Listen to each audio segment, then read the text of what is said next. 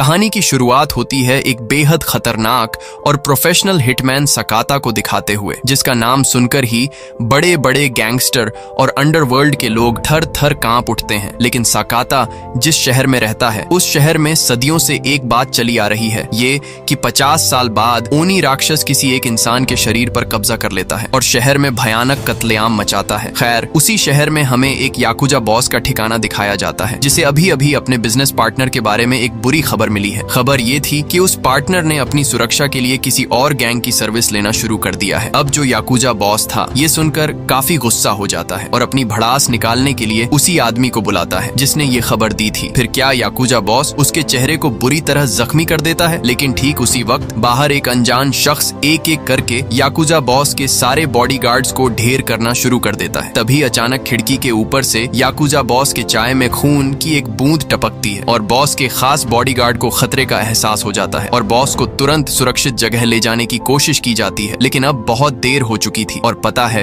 वो अनजान शख्स कौन है। हमारा हीरो सकाता, जिससे बड़े बड़े गैंगस्टर कांपते हैं, जिसने याकुजा बॉस को मारने की सुपारी ली है और वो जिसकी सुपारी लेता है उसका बचना नामुमकिन होता है। खैर, सभी गुंडों का सफाया करने के बाद अब सकाता का सामना बॉस के उस खास बॉडीगार्ड से होता है जो कद काठी में बहुत भारी है और लड़ना भी जानता है। लेकिन सकाता को हराने के लिए सिर्फ ताकत काफी नहीं थी और आखिरकार सकाता अपनी खूंखार तलवार से उस बॉडीगार्ड का हाथ काट देता है और सीधे बॉस के कमरे की तरफ बढ़ता है। वहीं बॉस, जो पहले बहुत खूंखार और बेरहम दिख रहा था, सकाता को सामने देखकर उसकी पूरी हेकड़ी निकल जाती है। वो अंदर से बुरी तरह डर जाता है और अपने सामने खुद से भी ज्यादा बेरहम और खूंखार इंसान को देखकर उसकी हवा टाइट हो जाती है। सकाता बिना देरी किए अपनी धारदार तलवार से एक ही झटके में उस याकुजा बॉस का काम स्वाहा कर देता है। इसके बाद एंट्री होती है फुजीता की, जो सकाता का पक्का दोस्त है, जिसपे वो सबसे ज्यादा भरोसा करता है, जो उसे ये सब मिशन का काम ला कर देता है। लेकिन यहाँ पर पता चलता है कि ये सकाता का आखिरी काम था, क्योंकि अब वो इस काले धंधे से थक चुका है और रिटायर होना चाहता है, क्योंकि उसका अपना एक छोटा सा परिवार है और वो अब अपनी नई जिंदगी पर ध्यान देना चाहता है। इसके बाद सकाता अपने घर पहुंचता है, जहाँ हम उसकी प्यारी सी छोटी बेटी रियो को देखते हैं। साथ ही हम उसकी पत्नी आउई से भी मिलते हैं, जो उसे गले लगा लेती है। ये सब देखकर लगता है कि सकाता की जिंदगी में सब कुछ ठीक और बहुत सुकून भरा है और सकाता भी हमेशा से इसी तरह की जिंदगी के सपने देखता था और अब वो उस खून खराबे और बेरहमी की दुनिया से कोसों दूर हो चुका है। सकाता ये बात आउई को भी बताता है, जिस पर वो उससे कहती है कि ये सुनकर अच्छा लगा, फटाफट तुम नहा लो, मैं डिनर लगाती हूँ। इसके बाद सकाता नहाकर आ जाता है और कपड़े बदल ही रहा होता है कि तभी उसे रियो की चिल्लाने की आवाज आती है और जब वो बाहर आता है तो उसका होश उड़ जाता है। वो देखता है कि कुछ खौफनाक शैतानी मुखौटा पहने लोग उसके घर में घुस चुके हैं। सकाता उनका मुकाबला करने की कोशिश तो करता है, लेकिन जब वो लोग उसके परिवार को बीच में घसीट लेते हैं तो सकाता बिल्कुल बेबस हो जाता है। उन नकाब पोशों का लीडर, जिसे सब मास्टर कहकर बुलाते हैं, जिसने सींगों वाला शैतानी मुखौटा पहन रखा था, वो सकाता के सामने आता है। वो सकाता का पहले तो शुक्रिया अदा करता है कि उसने इस शहर के सारे याकुजा गैंग्स का खात्मा कर दिया, यानी उनके दुश्मनों को खत्म कर सकाता ने उनका रास्ता साफ कर दिया है, जिससे सिंजो शहर अब एक सुरक्षित और शांत जगह बन चुका है। लेकिन मास्टर कहता है कि अभी भी एक आखिरी खतरा बाकी है और वो खतरा खुद सकाता है। इसलिए वो लोग यहाँ सिंजो शहर में पूरी तरह शांति कायम करने के लिए सकाता को रास्ते से हटाने आए हैं और आगे क्या होता है खुद ही देख लो।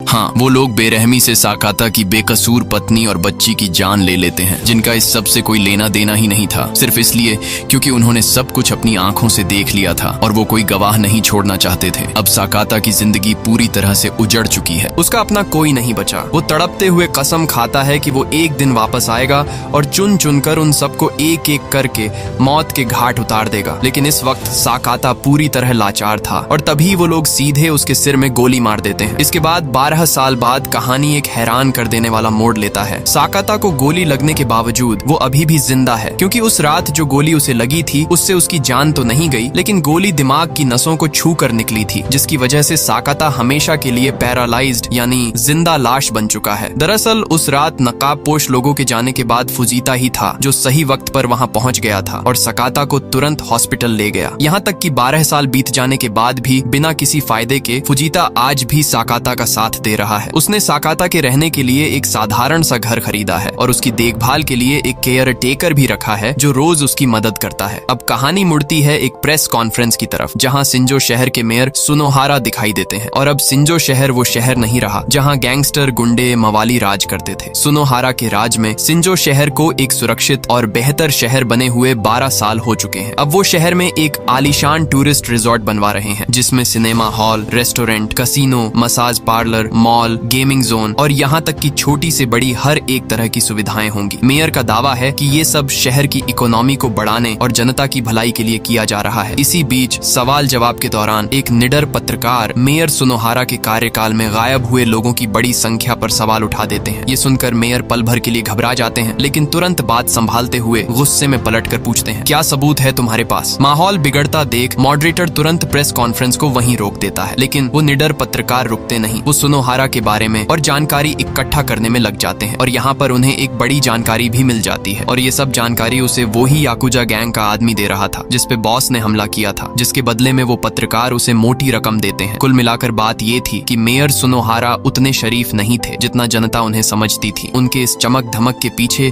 कई खौफनाक राज छिपे थे जिन्हें आम लोग नहीं जानते थे। इसलिए वो पत्रकार अब इस सच को पूरी दुनिया के सामने लाने के लिए बेताब हैं। लेकिन तभी एक लाल शैतानी मुखौटा पहने हुए शख्स उनके गाड़ी के पास आता है और उन्हें गेट खोलने के लिए कहता है।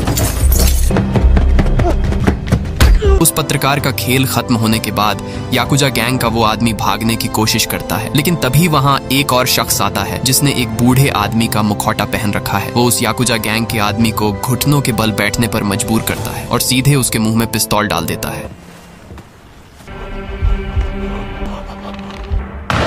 और इसी के साथ मेयर की काली करतूतों को जनता के सामने लाने वाले दोनों इंसान को वो शैतानी मुखौटा वाले शख्स मिटा देते हैं। अब कहानी वापस साकाता पर आती है। उसका केयर टेकर उसे व्हील चेयर पर रात को ताजी हवा के लिए बाहर ले गया था, लेकिन तभी अचानक एक आदमी पीछे से साकाता पर चाकू से हमला कर देता है। गौर से देखने पर पता चलता है कि ये वही याकुजा बॉस का खास बॉडीगार्ड है जिसका हाथ शुरुआत में साकाता ने अपनी तलवार से काट दिया था। लेकिन जब उस बॉडीगार्ड को ये एहसास होता है कि साकाता पूरी तरह अपाहिज हो चुका है और उसे पुरानी बातें भी याद नहीं है, तो वो अपना बदला लेने का इरादा छोड़ देता है और साकाता को वहीं तड़पता हुआ छोड़कर चला जाता है। इस हमले के बाद साकाता को तुरंत हॉस्पिटल ले जाया जाता है और उसकी सुरक्षा के लिए अकीरा ने बाहर 2 पुलिस वालों को भी तैनात कर दिया है ताकि दोबारा कोई हमला ना हो। तभी शिंजो शहर का एक बेहद मशहूर पुलिस ऑफिसर वहां पहुंचता है। वो उन दोनों पुलिस वालों को बाहर जाकर कॉफी पीने के लिए कुछ पैसे देता है ताकि उसे अंदर जाने का रास्ता मिल सके और वो साकाता को बिल्कुल नजदीक से देख सके। जिसके बाद वो पुलिस ऑफिसर अंदर चला आता है और यहाँ पर आपको ये जानकर तगड़ा झटका लगेगा कि ये पुलिस ऑफिसर कोई और नहीं बल्कि 12 साल पहले साकाता के घर पर हमला करने वाले नकाब पोशों में से ही एक था। ये वही शख्स है जिसने बूढ़े आदमी का मास्क पहनकर उस याकुजा के आदमी को मौत के घाट उतारा था। अपनी आंखों के सामने अपनी पत्नी और बच्ची के कातिल को देखकर साकाता के अंदर जैसे कोई बिजली दौड़ जाती है। उसकी आंखें और उंगलियां अचानक हरकत करने लगती हैं। तभी बाहर गए दोनों पुलिस वाले शोर सुनकर वापस अंदर आते हैं और अपने सीनियर ऑफिसर को मास्क पहने देख हैरान रह जाते हैं। इसके बाद जब वो दोनों साकाता को वापस बेड पर लिटा रहे होते हैं, तभी वो सीनियर ऑफिसर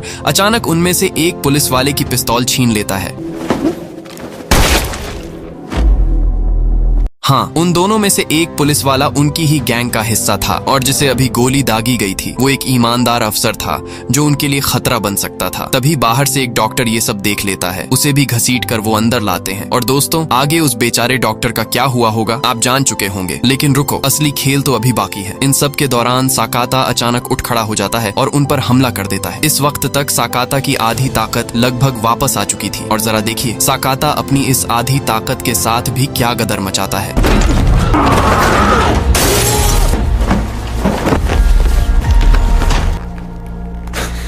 आखिरकार साकाता अपनी आधी ताकत के साथ भी उस बूढ़े शैतानी मुखौटा वाले शख्स का खेल खत्म कर देता है। अपने परिवार के एक कातिल का काम तमाम करने के बाद लड़खड़ाते कदमों से साकाता बाहर की तरफ बढ़ता है और ठीक उसी वक्त फुजीता अपनी गाड़ी लेकर उसे वहां से निकालने पहुंच जाता है। वहीं ये खबर एक ड्रग्स फैक्ट्री मैनेजर यानी एक सींग वाला शैतानी मुखौटा पहना शख्स को मिल जाता है जो अपने दूसरे साथी सिगाला, जिसका काम चेकिंग और उसकी देखरेख करना है, जिसने भेड़िया का मुखौटा पहन रखा है, उसे वो बताता है कि उसे अभी अभी खबर मिली है कि साकाता जिंदा है, जिसने उनके एक साथी को मार दिया और अब वो अपना बदला पूरा करने के लिए किसी भी वक्त इस फैक्ट्री पर धावा बोल सकता है। लेकिन सिगाला, जो एक नंबर का ठरकी होता है, बड़े ओवर कॉन्फिडेंस में कहता है कि साकाता को तो वो अकेले देख लेगा। वहीं मास्टर को ये खबर मिलने के बाद वो अपने खास मोहरे को फोन लगाता है और यहाँ कहानी में अब तक का सबसे बड़ा और खौफनाक सच आगे आता है और पता चलता है कि वो मोहरा कोई और नहीं बल्कि साकाता का पक्का दोस्त फुजीता था। हाँ दोस्तों, 12 साल पहले साकाता के परिवार के कत्लेआम में फुजीता भी शामिल था। उसने पैसों के लिए मास्टर को साकाता की असली पहचान और उसके घर का पता दिया था और पिछले 12 सालों से जो मदद वो साकाता की कर रहा था वो और कुछ नहीं बल्कि साकाता की पत्नी और बच्ची की मौत का पछतावा था। और अब साकाता पूरी तरह से ठीक हो चुका था और अब उसका मकसद केवल उन शैतानी मुखौटे वाले शख्स को चुन चुन कर मारना है। कहानी में आगे फुजीता और उसका केयर टेकर साकाता की बॉडी को मास्टर के कहे मुताबिक उसी ड्रग्स फैक्ट्री में ले जाते हैं। वहाँ पहुंचकर जब फैक्ट्री मैनेजर साकाता की लाश को चेक करके कंफर्म कर लेता है, जिसके बाद वो लोग साकाता की बॉडी को कचरे के साथ ठिकाना लगाने के लिए कन्वेयर बेल्ट पर फेंक देते हैं। लेकिन दोस्तों, साकाता असल में जिंदा था और फैक्ट्री मैनेजर से अपना बदला लेने के लिए बिल्कुल तैयार था। दरअसल ये सब फुजीता की ही प्लानिंग का हिस्सा था, जिसने आखिरी वक्त पर अपने पुराने दोस्त साकाता का साथ देने का फैसला किया। लेकिन तभी फैक्ट्री मैनेजर की नजर सीसीटीवी मॉनिटर पर पड़ जाती है और उसे सब समझ आ जाता है। वो तुरंत मेन गेट के गार्ड्स को फोन करके फुजीता और उस केयर टेकर का काम तमाम करने का हुक्म देता है।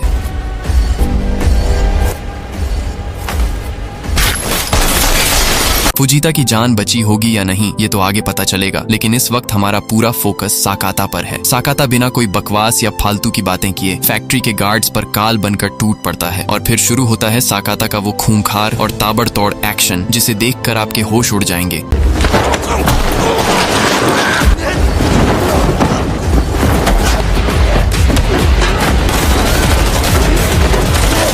सारे गार्ड्स का सफाया करने के बाद साकाता सीधे फैक्ट्री मैनेजर के केबिन की तरफ बढ़ता है, लेकिन वो मैनेजर पहले ही फोन हाथ में लिए बाहर आ चुका था। जिसके बाद वो एक रिमोट बटन दबाता है और पूरी फैक्ट्री में एक जबरदस्त धमाका होता है। मैनेजर को लगता है कि साकाता उस धमाके में मारा गया और वो तुरंत मास्टर को फोन करके इसकी खुशखबरी देता है। पर तभी आग की लपटों और धुएं को चीरते हुए साकाता बाहर आता है। उसने अपने शरीर पर एक मोटा गीला कपड़ा लपेट रखा था, जिसकी वजह से वो बच गया। इसी बीच फुजीता अचानक गाड़ी लेकर आता है और फैक्ट्री मैनेजर को जोरदार टक्कर मार देता है, जिससे वो वहीं ढेर हो जाता है। वहीं फुजीता, जो पहले ही बुरी तरह घायल था, आखिरकार साकाता के परिवार की मौत में अपना हाथ होने का सच उगल देता है।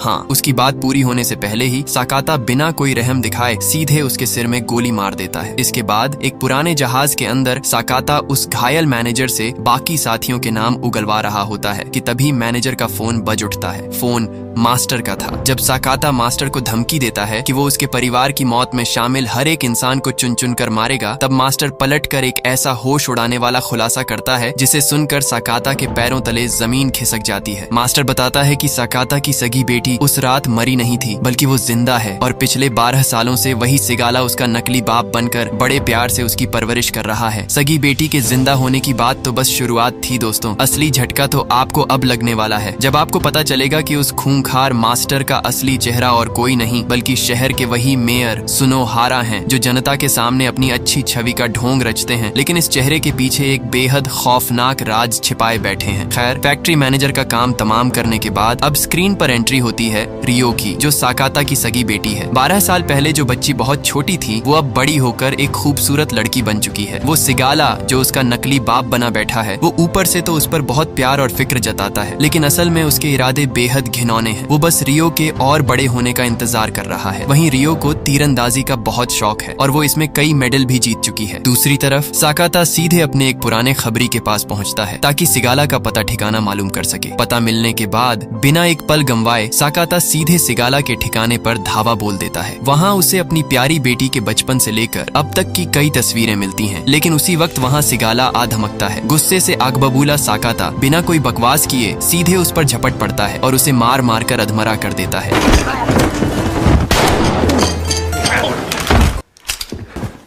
तभी अचानक वहाँ रियो आ जाती है, जिसके हाथ में कमान है और तीर सीधे साकाता पर तना हुआ है, जो अपने उस नकली बाप सिगाला को बचाने के लिए साकाता पर तीर चलाने को तैयार थी। साकाता बस बेबस होकर अपनी बेटी की आंखों में बड़ी उम्मीद से देखता रह जाता है, लेकिन रियो बिना हिचकिचाए तीर छोड़ देती है। तीर सीधे साकाता के कंधे पर जाकर लगता है। साकाता दर्द से कराहते हुए वहाँ से किसी तरह निकलता है। तभी वहाँ मास्टर का एक और साथी लाल शैतानी मुखौटा वाला पहुँच जाता है, जो रियो को अगवा कर लेता है ताकि उसे साकाता के खिलाफ एक मोहरे की तरह इस्तेमाल किया जा सके। इसी बीच मास्टर सीधे साकाता को फोन करता है और उसे अपने नए आलीशान रिजॉर्ट पर आने को कहता है ताकि इस पूरे खेल को हमेशा के लिए खत्म किया जा सके। अब कंधे में तीर धंसे होने के बावजूद साकाता किसी हॉस्पिटल या क्लिनिक जाने के बजाय सीधे अपने उस पुराने सीक्रेट ठिकाने पर पहुंचता है, जहां वो अपने मिशन के दिनों में रहा करता था। वहां हथियारों और खंजरों का पूरा खदान मौजूद था, लेकिन साकाता अपनी उसी पुरानी पसंदीदा अनोखी तलवार और अपनी पहचान बन चुके लेदर जैकेट को चुनता है, जिसके बाद वो रिजॉर्ट की ओर निकल जाता है।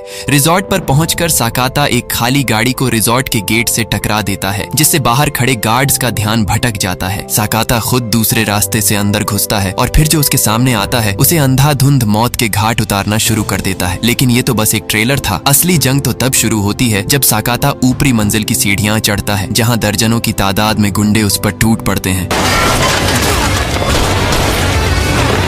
सीढ़ियों पर लाशों का ढेर लगाने के बाद साकाता जैसे ही एक बड़े हॉल की तरफ बढ़ता है, तभी अचानक उसके सामने वही सिगाला आ खड़ा होता है, जिसे मास्टर ने साकाता को रोकने के लिए भेजा था। लेकिन ये लड़ाई बहुत छोटी चलती है, क्योंकि सिगाला सिर्फ बड़ी बड़ी बातें करना और जबान चलाना जानता था। जब बात असली फाइट की आई तो उसकी औकात सामने आ गई। सिगाला का काम तमाम करने के बाद बुरी तरह थक चुका साकाता लिफ्ट की तरफ बढ़ता है, जो उसे सीधे रिजॉर्ट की सबसे ऊपरी मंजिल पर ले जाने वाली थी। ऊपर आकर साकाता सीधे उस कमरे में पहुंचता है जहां रियो को रखा गया था, लेकिन अफसोस साकाता यहां दुश्मनों के जाल में फंस जाता है। अब वो उसी लाचार हालत में बंधा हुआ था, ठीक वैसे ही जैसे 12 साल पहले उसका परिवार बंधा था। रियो की गर्दन पर तलवार रखकर मास्टर यानी सिंजो शहर के मेयर साहब साकाता को अपनी असली नीयत बताते हैं। मास्टर का कहना था कि उसका मकसद तो अच्छा ही था। वो सिंजो शहर को एक आदर्श शहर बनाना चाहता था, जो गुंडों से मुक्त हो, जहां नकली शराब माफिया न हो, जहां सरकारी गाड़ियों का गलत इस्तेमाल न हो और बाकी तमाम अवैध काम बंद हो सके। लेकिन मास्टर का तरीका बेहद खौफनाक और बेरहम था। जैसे भ्रष्टाचारी अफसरों को वो सीधे गायब करवा देता था, विकास के काम में रोड़ा अटकाने वाले बिजनेसमैनों को जान से मार देता था और ड्रग्स के धंधे से मिलने वाले पैसों को शहर के विकास में लगाता था। जो भी उसके रास्ते में आता वो उसे कुचल देता था। जैसा कि कहानी की शुरुआत में बताया गया था कि हर 50 साल में सिंजो शहर में एक शैतान आता है जो कत्लेआम मचाता है। मास्टर का मानना था कि वो शैतान कोई और नहीं बल्कि साकाता ही है, जिसे लोग लेजेंडरी किलर कहते हैं। इसलिए मास्टर न सिर्फ शहर को सुधारना चाहता था, बल्कि वो इतिहास का पहला ऐसा इंसान बनना चाहता था जो इस शैतान को रोक सके। अपनी लंबी चौड़ी बकवास खत्म करने के बाद मास्टर तलवार उठाता है और रियो की गर्दन काटने के लिए आगे बढ़ता है, लेकिन तभी वहां साकाता का वो खबरी याद धमकता है और अंधाधुंध गोलियां बरसाना शुरू कर देता है। 12 साल पुराना मंजर एक बार फिर दोहराया जाता है, जब साकाता चिल्लाकर अपनी बेटी को भागने के लिए कहता है और वो खबरी रियो को सुरक्षित बाहर निकाल लेता है। और अब साकाता पूरी तरह आजाद था अपना बदला पूरा करने के लिए। लेकिन इस बार उसका सामना सीधे लाल शैतानी मुखौटा वाले से होता है, जिसकी ताकत बाकी मामूली गुंडों जैसी नहीं थी। साकाता उसके सामने कमजोर पड़ने लगता है और जब साकाता बिल्कुल बेबस होकर हार मानने वाला होता है, तभी उसकी आंखों के सामने उसकी पत्नी का चेहरा आ जाता है और पिछले 12 सालों का दबा हुआ गुस्सा और नफरत साकाता के अंदर एक सैलाब बनकर फूट पड़ती है। साकाता उठ खड़ा होता है और फिर वो उस लाल शैतानी मुखौटा वाले की हालत खराब कर देता है और जब वो मरने की कगार पर होता है तभी वो अपना मुखौटा हटाता है। और यहाँ एक और तगड़ा झटका लगता है। वो असल में मास्टर का जुड़वा भाई था, जिसके चेहरे पर जलने का एक भयानक निशान था। अपने भाई की मौत पर आंसू बहाने के बजाय असली मास्टर तुरंत अपना पसंदीदा सफेद शैतानी मुखौटा पहन लेता है और फिर जो होता है उसकी कल्पना किसी ने नहीं की होगी।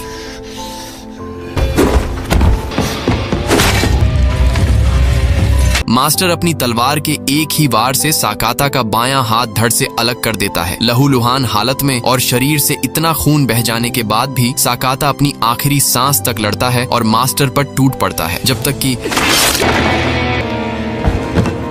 जैसे ही साकाता मास्टर को मार गिराता है तभी रियो, जिसे सब कुछ याद आ चुका था, वो अपने प्यारे पापा को लेने वापस आ जाती है। लेकिन कहानी में ट्विस्ट अभी बाकी है। वो सिगाला अभी भी जिंदा था और वो साकाता पर पीछे से गोली चला देता है। साकाता जमीन पर गिर जाता है। सिगाला अभी भी रियो के सामने उसका हमदर्द बाप बनने का नाटक कर रहा था, लेकिन साकाता अपनी आखिरी ताकत समेटकर पीछे से सिगाला पर वार करता है और उसका काम तमाम कर देता है। इसके बाद वो रियो को बिल्कुल वैसे ही गले लगाता है जैसे उसके बचपन में लगाया करता था। हाँ, रियो की गोद में साकाता अपनी आखिरी सांस लेता है। तभी पुलिस और रेस्क्यू टीम वहां पहुंच जाती है। स्ट्रेचर पर ले जाते वक्त मास्टर के चेहरे पर एक अजीब मुस्कान थी। इस घटना के 1 साल बाद सिंजो शहर में फिर से चुनाव होते हैं और मास्टर दोबारा भारी बहुमत से मेयर चुन लिया जाता है। लेकिन सबसे हैरान करने वाली बात ये थी कि वो असली मास्टर नहीं था, बल्कि वो उसका वही जुड़वा भाई था जिसके चेहरे पर जलने का निशान था और वो अपने मरे हुए भाई के मिशन को आगे बढ़ाने की कसम ले चुका था। मास्टर की तरह वो भी जब एक मंदिर में पूजा की रस्म निभाने पहुंचता है तो उसे अपनी मौत का अंदाजा भी नहीं था। वहां अचानक रियो की एंट्री होती है, जो अपने माता पिता की मौत का बदला लेने आई थी। और इसी के साथ इस नए मास्टर शैतानी मुखौटे के रूप में रियो उस ढोंगी का काम तमाम कर देती है। वहां मजा आ गया दोस्तों। कहानी सच में काफी शानदार और इंसाफ से भरा हुआ था। ठीक है दोस्तों, मैं चला अगली वीडियो की स्क्रिप्टिंग करने। मिलते हैं जल्द। Bye bye.